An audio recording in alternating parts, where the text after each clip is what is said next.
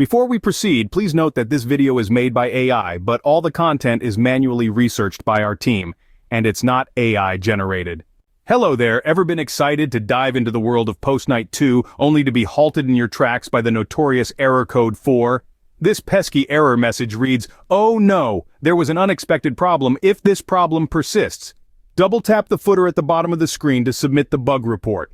Frustrating, isn't it? This error typically rears its head when users attempt to start the game, often caused by the game servers being down due to reasons such as scheduled server maintenance or server overload. Now, the first step to unravel this issue is as simple as restarting your device.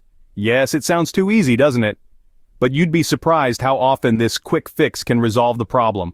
However, if the error persists post-restart, the next port of call is the Kurechii Discord channel. Navigate to the PK2 news section to check if there's any scheduled server maintenance or outage. Still no luck?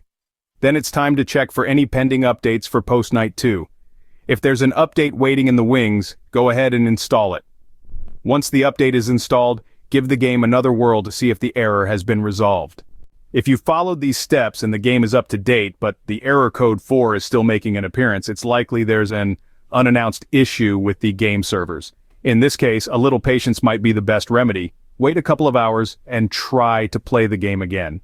In summary, the steps to fix PostKnight 2 error code 4 are: restart your device, check the Kurechii Discord channel for updates, install any pending game updates, and if all else fails, wait it out. If you like this information, don't forget to subscribe, it will be a great support. And for more tech updates, visit queries.com.